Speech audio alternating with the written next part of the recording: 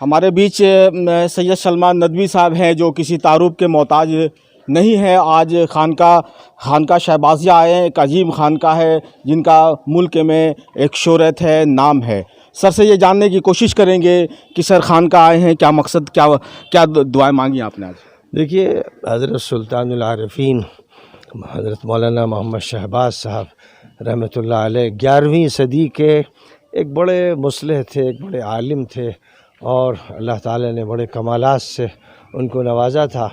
تو ظاہر ہے کہ جو ایسے بزرگان دین گزرے ہیں ان کی قبر پر حاضری دینا اور فاتحہ پڑھنا یہ خود فی نفسی ایک اچھا عمل ہے, اور یہ ایک سنت چلی آ رہی ہے. نبی اکرم صلی اللہ علیہ وسلم بقیع الغرقد کے قبرستان تشریف لے جاتے تھے, اور جو بھی وہاں مدفون ہوتے السلام علیکم دار قوم مؤمنین کہتے ہوئے ان کو سلام کرتے تھے, ان کے حق میں دعا کرتے تھے. تو یہ ایک سنت ہے. حضور پاک علیہ الصلاۃ والسلام نے فرمایا کہ قبروں کی زیارت کیا کرو اور آخرت کو یاد کیا کرو, یعنی قبریں آخرت کو یاد دلاتی ہیں, اور جو علماء اور بزرگوں کی قبریں ہیں وہ آخرت کی یاد کے ساتھ ساتھ ان کے کام کو یاد دلاتی ہیں اور ان کے مشن کو یاد دلاتی ہیں. تو ظاہر ہے کہ حضرت مولانا محمد شہباز صاحب رحمۃ اللہ علیہ نے تعلیم کا کام کیا, تربیت کا کام کیا, اصلاح کا کام کیا, اور بڑے صاحب علم تھے. اور پھر ان کے خاندان میں جو حضرات خلفاء ہوتے رہے, ابھی قریب میں حضرت مولانا اشتیاق صاحب تھے, بڑے صاحب علم, بڑے صاحب فضل و کمال تھے, اچھے شاعر بھی تھے. اب ان کے جو صاحبزادے سید انتخاب عالم صاحب ہیں, یہ بھی ماشاءاللہ بڑا کام کر رہے ہیں. افسوس ہے کہ ان سے اس وقت ملاقات نہیں ہو سکی. اور پھر ساتھ ساتھ ایک بات یہ ہے کہ ہم لوگ سادات بارہا سے تعلق رکھتے ہیں, مظفر نگر میں جو رہے, اور پنجاب سے لے کر بہار اور بنگال تک خاندان کی شاخیں ہیں. یہ جو خاندان ہے یہ بھی حسینی خاندان ہے, اور ہم لوگ بھی حسینی خاندان کے ہیں. تو ہمارا اس اعتبار سے کہیں نہ کہیں خاندانی رشتہ بھی ملتا ہے.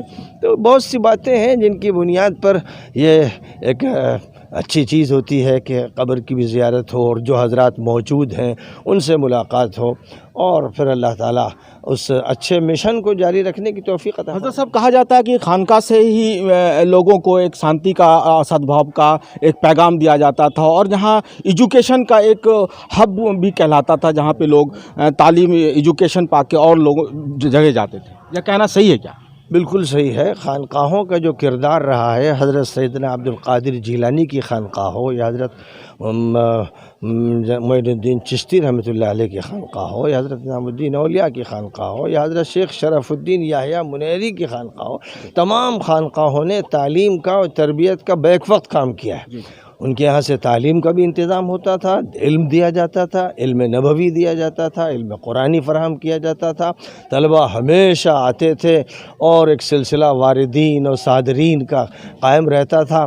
تو یہاں سے وہ علم بھی لے جاتے تھے اور تربیت بھی لے جاتے تھے. یہ کہنا صحیح ہے کہ جنگ آزادی میں علماؤں کا ایک بہت بڑا امپورٹنس رول تھا.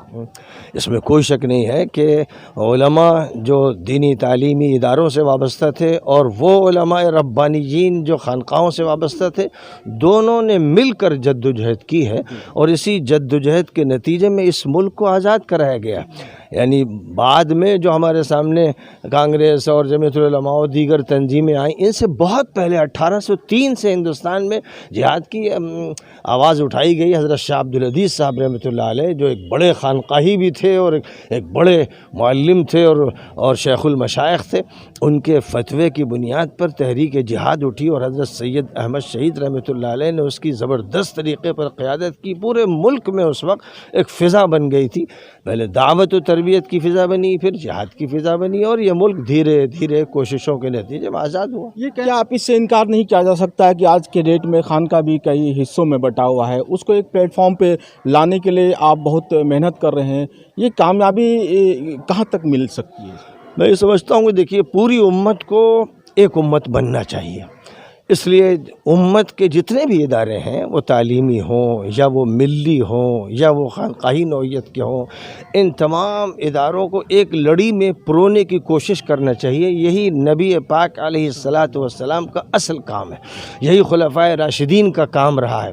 ہمیں بھی یہ چاہیے کہ ہم ان کے نقش قدم پر چلتے ہوئے سب کو جوڑنے کی کوشش کریں۔ جوڑنا کیوں نہیں ہوتا کہ ہم بات کہتے ہیں، جملہ بولتے ہیں، یہ نہیں ہوتا کہ ہم خود وہاں جائیں اور ملیں۔ دیکھیے، ملنے جلنے سے، آپس کے تعارف سے اور آپس کی محبتوں سے اتحاد کی فضا بنتی ہے۔ تو کیونکہ اکثر یہ ہوتا ہے کہ لوگ اپنی جگہ بیٹھے رہتے ہیں، وہاں سے ہٹتے نہیں، زیادہ سے زیادہ ایک بات کہہ دیتے ہیں آپس کے تعاون کی یا اخوت کی۔ لیکن میں یہ ضروری سمجھتا ہوں کہ سب جگہ خود جایا جائے اور جا کے ملاقاتیں کی جائیں۔ تو جب ہماری ملاقات ہوگی اور تعارف ہوگا اور بات چیت ہوگی تو اس سے دل کھلیں گے اور دماغ ہموار ہوں گے۔ تو اتحاد کا جو عمل ہوگا انشاءاللہ اس چھوٹے عمل سے بڑا عمل وجود میں آئے گا۔ حضرت صاحب، آپ بہت سے خانقاہ جا رہے ہیں پورے ملک میں، یہ کیا لاسٹ پیغام دینا چاہیں گے لوگوں کو جو خانقاہ سے جڑے ہیں؟ یہی کہنا چاہیں گے کہ دیکھیے، جس طرح نبی پاک علیہ الصلاۃ والسلام کو اللہ تعالیٰ نے نبوت سے نوازا، تو یہ فرمایا کہ ان کا کام یہ ہے کہ یتلو علیہم آیاتہ ویزکیہم ویعلمہم الکتاب والحکمہ۔ نبی کو پہلا کام یہ بتایا گیا کہ وہ لوگوں کے سامنے قرآن پڑھ کے بتاتے تھے، دوسرے کہ ان کے دلوں کا تزکیہ کرتے تھے، تربیت اور اصلاح فرماتے تھے، تیسرا کام یہ بتایا گیا کہ وہ قرآن اور حدیث کی تعلیم دیتے تھے۔ یہ جو نبی کا کام قرآن میں بتایا گیا ہے، ہر خانقاہ سے یہی ہونا ہے، ہر مدرسے سے یہی ہونا ہے، ملت کو اپنے اداروں سے یہی کام کرنا ہے۔ جب یہ بات ہوگی تو نبوی نسبت حاصل ہو جائے گی۔ ہمارے ساتھ خانقاہ پیر دمڑیا کے نائب سجادہ نشین سید شاہ فخر عالم حسن صاحب ہیں، سر سے بھی جاننے چاہیں گے کہ کیا سندیش ہوگا آج خانقاہ شہبازیہ آپ تشریف آئے ہیں سر؟ اس سے قبل بھی ہم کئی مرتبہ تشریف لا چکے ہیں۔ حضرت مولانا اشتیاق عالم صاحب علیہ الرحمہ سے بھی ہماری اچھی ملاقات رہی، اور جناب انتخاب عالم صاحب شہبازی صاحب سے بھی ہماری اچھی ملاقات ہو چکی ہے، اور ٹیلی فون پہ برابر بات ہوتی رہتی ہے۔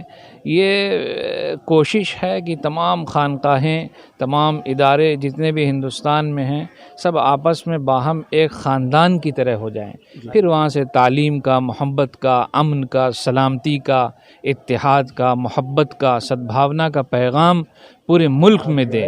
یہی کام حضرت معین الدین چشتی رحمۃ اللہ علیہ نے، حضرت نظام الدین اولیاء رحمۃ اللہ علیہ نے، سب نے یہ کام کیا۔ ان کی محبت اور اتحاد اور اتفاق کا جو عمل رہا ہے، جو لوگوں کو جوڑنے کا کام انہوں نے کیا ہے، اس کا نتیجہ ہے کہ آج پورے ملک میں کونے کونے میں ان سے محبت کرنے والے، ان سے عقیدت رکھنے والے، ایمان والے لوگ موجود ہیں۔ ابھی بھی خانقاہیں اگر وہی رول پوری طرح ادا کریں گی تو انشاءاللہ یہ امید کی جا سکتی ہے کہ یہ دائرہ اسلام اور دائرہ ایمان بڑھتا چلا جائے گا، اور لوگ خانقاہوں سے عقیدت مندگی کے ساتھ اپنی نسبت بھی جوڑیں گے اور وہاں سے جڑیں گے بھی، اور ایک مثبت کام معاشرے میں پھیلے گا۔ اسی پیغام کے ساتھ، مشن کے ساتھ ہم لوگ پورے ملک کا اور ابھی خاص طور پر بہار کا دورہ کر رہے ہیں۔ ایک لائن میں سید سلمان ندوی صاحب سے جاننے کی کوشش کریں گے کہ آپ بھاگلپور 3 دیوسیہ دورے پہ آئے ہیں، کہ سر بھاگلپور لوگوں کو کیا سندیش ہوگا آپ کا؟ بھاگلپور کے لوگوں سے یہ کہنا ہے کہ وہ اپنا تعلق خانقاہوں سے زندہ کریں۔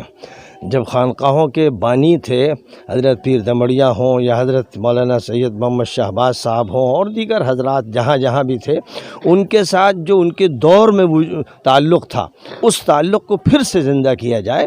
اور خانقاہ کے ذمہ داروں کی خدمت میں یہ درخواست کروں گا کہ بہترین طریقے پر تعلیم کا بھی انتظام کیا جائے، اور ساتھ ساتھ تربیت کا بڑے پیمانے پر انتظام ہو کہ ملت کے تمام افراد کی اصلاح ہو۔ سر، ہمارے چینل سے بات کرنے کے بولو شکریہ، آپ کا بہت شکریہ۔ سلمان صاحب ندوی جنہوں نے کہا کہ خانقاہ سے نسبت جوڑنا بہت ضروری ہے، لہٰذا لوگوں کو بزرگوں سے نسبت رکھنی چاہیے۔ کیمرہ مین عامر کے ساتھ میں شہباز، نیوز 21 بھاگلپور۔